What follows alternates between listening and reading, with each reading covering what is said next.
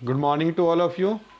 Today we are starting our chapter number 10, that is the haloalkane and haloarine, and topic for today is the chemical properties and in that stereochemical aspect of the SN reaction. जो आपने SN1 SN2 reaction की थी उसके अलावा हम यहाँ पर इसकी स्टीरियो केमिकल आस्पेक्ट की बात करते हैं, जो आपने स्टीरियो आइसोमर्स के बारे में भी पढ़ा है। स्टीरियो आइसोमर्स, अगर हम यहाँ पर कुछ टर्म्स की बात करेंगे जिनको आपने अच्छे से समझना है। First one is retention, second one inversion, third one is racemisation, fourth one is optical activity and fifth one is chirality and sixth one is the इनैंशोमर।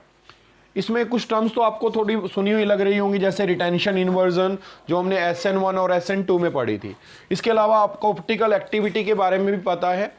What do you mean by optical activity? अगर हम क्या करते हैं कि plane polarise light को किसी solution में से अगर पास करते हैं, किसी सब्सटेंस में से अगर पास करते हैं, अगर वो उस प्लेन पोलराइज लाइट को क्या करे, रोटेट करे लेफ्ट में या राइट में, तो such type of compounds are called optical active compound. और ऑप्टिकल एक्टिविटी के लिए जो नेसेसरी कंडीशन होती है वो होती है असिमेट्री। जो भी कंपाउंड असिमेट्रिक होंगे तो वो क्या कहलाएंगे, दैट इज ऑप्टिकल एक्टिव। और असिमेट्री किससे रिलेटेड है, कायरलिटी से रिलेटेड है। इसमें हम एक वर्ड यूज करेंगे कायरल।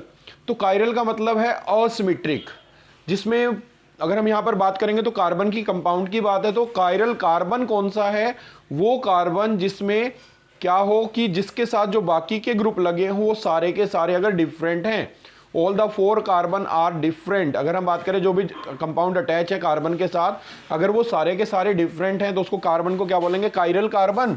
और इस प्रॉपर्टी को क्या कहेंगे, कायरलिटी। और chirality is the necessary condition for optical activity. अगर मान के चलते हैं कि प्लेन पोलराइज लाइट अवेलेबल नहीं है, तो आप अगर उसके स्ट्रक्चर के बारे में पता है तो स्ट्रक्चर को देख के भी बता सकते हैं whether the given compound is optical active और इनएक्टिव। दूसरा, ऑप्टिकल एक्टिव में हम जो टर्म यूज करते हैं उसमें क्या होता था, अगर हम उसकी मिरर इमेज बनाएं और वो उसके ऊपर सुपर इम्पोज नहीं होती है, चाहे उसको हम रोटेट कर लें 180 से, अगर फिर भी उसके बाद वो सुपर इम्पोज नहीं होती है तो उस कंपाउंड को बोलेंगे ऑप्टिकल एक्टिव। लेकिन अगर हम क्या करते हैं, कंपाउंड बनाए और उसकी मिरर इमेज उसके ऊपर अगर सुपर इम्पोज हो जाती है तो that will called optically inactive. तो वो ऑप्टिकली इनएक्टिव होगा, वो एक्टिव नहीं है, इसका मतलब वो ऑप्टिकल रोटेशन नहीं दिखाएगा। तो ये ऑप्टिकल एक्टिविटी की टर्म आपने बायोमोलिक्यूल में भी की थी, अगर आपको याद हो तो। जो बायोमोलिक्यूल है उसमें भी ऑप्टिकल एक्टिविटी में हम यूज करते थे, जिसमें हम D configuration, L configuration, dextro rotatory, levo rotatory, तो ये सारी टर्म्स आपने ऑलरेडी की हुई हैं। कायरलिटी जो है मैंने बताई अभी आपको क्या है, दैट इज द,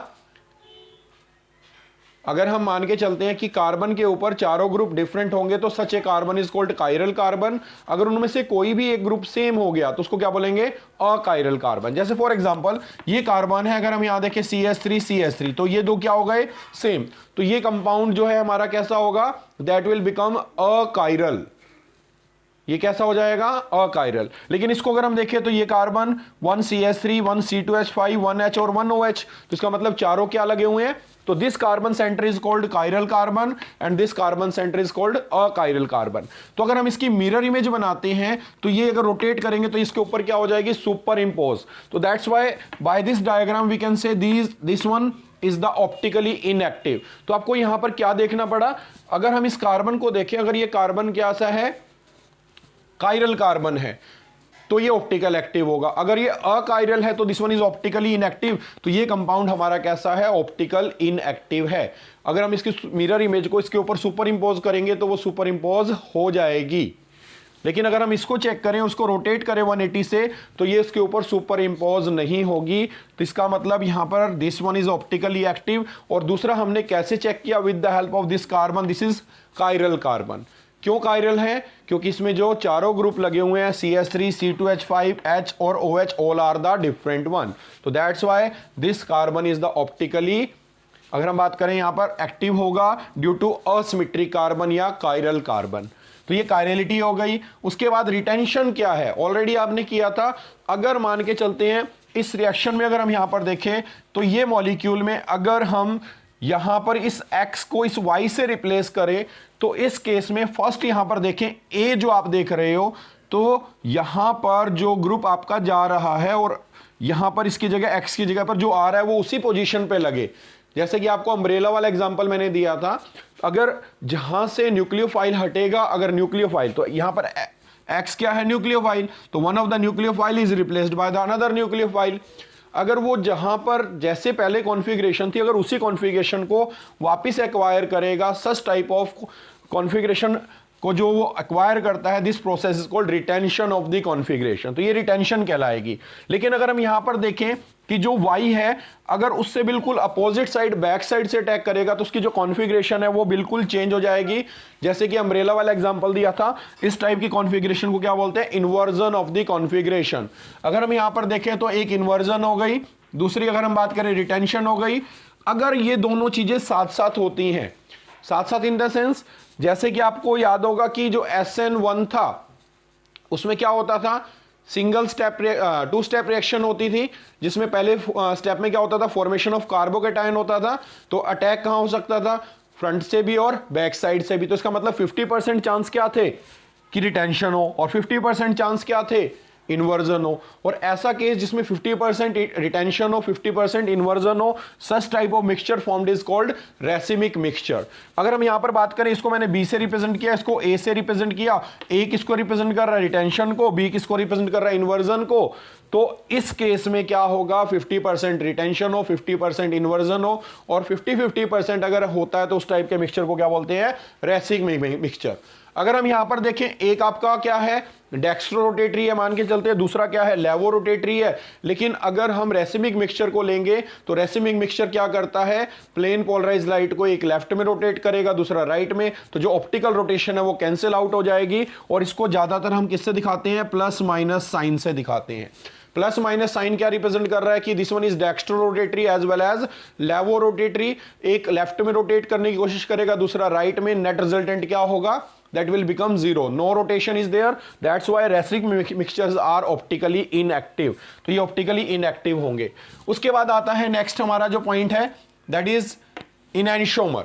अब इनैंशियोमर्स क्या होते हैं, जैसे मैंने ये कंपाउंड बनाया, ये हमारा मान के चलते हैं, इसकी जो मिरर इमेज हमने बनाई, these both compounds are optically active. तो ये और ये एक दूसरे के क्या कहलाएंगे, इनैंशियोमर। जो भी उसकी मिरर इमेज होगी, जो ऑप्टिकली एक्टिव कंपाउंड होगा, तो उस पेयर को हम क्या बोलते हैं, इनैंशियोमर। तो दीज टू आर द इनैंशियोमर। इसमें आपको क्वेश्चन जो ध्यान से नोट करना है, इसमें जैसे क्वेश्चन क्या आता है, फर्स्ट क्वेश्चन, जैसे propane two ol is optically active while butane two ol is optical active. तो आप किस बेसिस पर इसका आंसर देंगे, तो सबसे पहले प्रोपेन टू ऑल। अगर हम यहां पर प्रोपेन टू ऑल का स्ट्रक्चर बनाएं तो कैसे बनाना है, इसको ध्यान से समझेंगे सभी।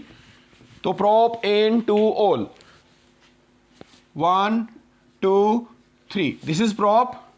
उसके बाद यहां पे लगा दिया आपने ऑल का मतलब 2H, यहां पर हम लगाएंगे CH3, दिस इज H और दिस इज CH3। तो अगर इसमें देखें तो ये कार्बन क्या है, क्या ये ऑप्टिकल एक्टिव है या इनएक्टिव है, तो किससे पता चलेगा।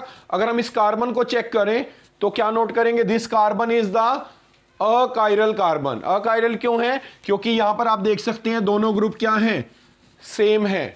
तो इस टाइप के कंपाउंड जिसमें आप देख रहे हो कि ये कार्बन कैसा है, अकाइरल कार्बन है, तो अकाइरल होने की वजह से ये क्या होगा, ऑप्टिकली इनएक्टिव होगा।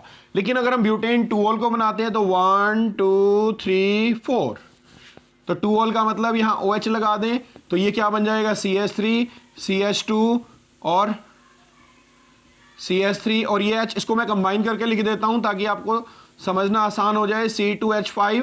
तो एक हमारा ये, अगर चारों ग्रुप को देखें तो all 4 are the different one is the C2H5, other one is H, next one is CH3 और नेक्स्ट क्या है, OH।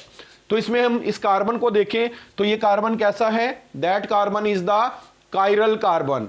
क्यों, क्योंकि इसमें जो चारों ग्रुप जो हैं वो डिफरेंट लगे हुए हैं, तो ये कार्बन कैसा है, काइरल कार्बन। और chirality is the necessary condition for optical activity. अगर ये कार्बन काइरल कार्बन होगा तो वो हमेशा क्या होगा, ऑप्टिकल एक्टिव होगा। तो on the basis of this we can say butane two ol is optically active but propane two ol is optically inactive. Why, because this carbon is not chiral carbon, this is achiral carbon. तो इसको आपने note down करना है। And next one is the elimination reaction. अगर हम elimination reaction की बात करें तो एलिमिनेशन रिएक्शन कौन सी होती है, जिसमें अगर हम मान के चलते हैं कि जो डबल बॉन्ड फॉर्म होता है, और इसमें से जो इसकी टाइप्स हैं आपने क्लास 11th में भी की थी, याद होंगी, डीहाइड्रोजिनेशन, डीहाइड्रोहेलोजिनेशन और डीहेलोजिनेशन या डीहाइड्रेशन, ये सारी इस कैटेगरी में आती हैं। और all these are called also the beta elimination. होता क्या है इसके अंदर जो न्यूक्लियोफाइल है वो न्यूक्लियोफाइल की तरह ना बिहेव करके वो एक बेस की तरह बिहेव करेगा। तो यहां पर जो ये न्यूक्लियोफाइल है, ये न्यूक्लियोफाइल ना करके एक बेस की तरह काम करने वाला है। और ये बेस क्या करता है, H+ को एक्सेप्ट करता है। Bases have the ability to neutralise H+ ion. तो ये इस बेस क्या करेगा, इस H+ को यहां से लेके चला जाएगा और न्यूट्रलाइज हो जाएगा, और ये वाला जो है डबल बॉन्ड इंट्रोड्यूस होगा और ये लिविंग ग्रुप यहां से चला जाएगा। तो यहां कार्बन कार्बन में डबल बॉन्ड आएगा। और इसके लिए जो ध्यान रखना आपने, it depends on the medium.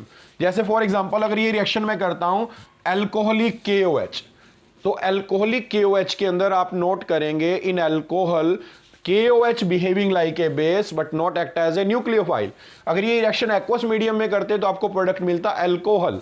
लेकिन यहां पर अगर हम बात कर रहे हैं, क्या यूज करें, अगर हम यहां पर एक्वस की बजाय अल्कोहलिक KOH अगर यूज करते हैं, in that case it will show the elimination reaction. तो एलिमिनेशन रिएक्शन कैसे शो करेगा, फॉर एग्जांपल अगर हम यहां पर लेते हैं तो इसमें थोड़ा सा इसको मॉडिफाई करके दिखा रहा हूं मैं। इस Br को यहां पर रिप्रेजेंट करता हूं और इस H को मैंने यहां पर दिखा दिया, तो ये HBr यहां से रिमूव होगा और इसके अंदर क्या आ जाएगा, आप नोट करेंगे कि जो कार्बन कार्बन है उसके अंदर डबल बॉन्ड इंट्रोड्यूस होगा, क्योंकि एक H और एक Br यहां से जाएगा।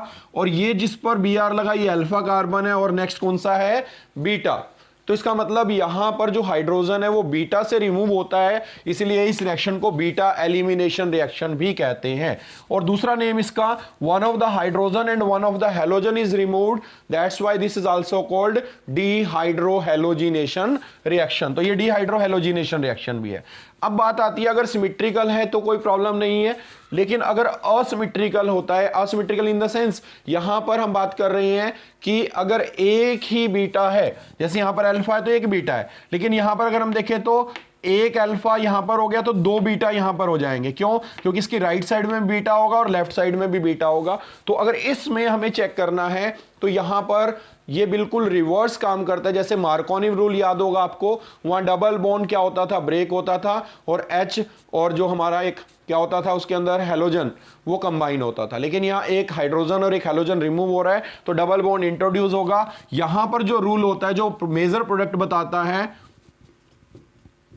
वो सेटजव रूल है, या इसको जेटसव रूल भी कह देते हैं।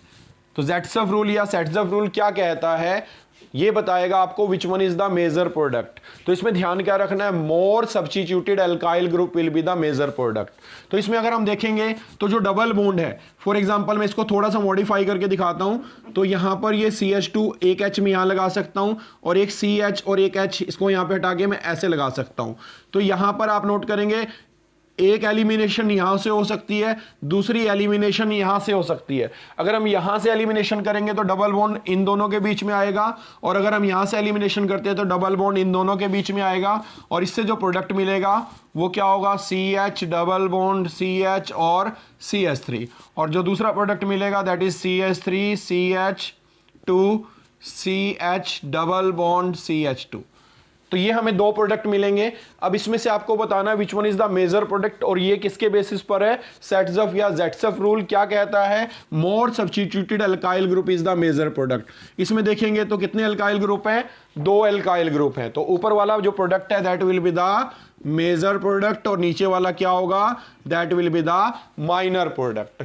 तो यहां पर ये जो एलिमिनेशन रिएक्शन है ये यूज होती है to form the double bond, और इसमें अगर हम चाहें तो बाकी रिएक्शंस भी आप परफॉर्म करेंगे। इसका जो ध्यान से आपने नोट करना है कि बीटा एलिमिनेशन क्यों कहते हैं, क्योंकि hydrogen is removed from beta carbon, that's why this reaction is also called beta elimination reaction. तो इससे रिलेटेड जो भी एनसीईआरटी के इन टेक्स्ट क्वेश्चन है और एक्सरसाइज के क्वेश्चन है उनकी आप प्रैक्टिस करेंगे।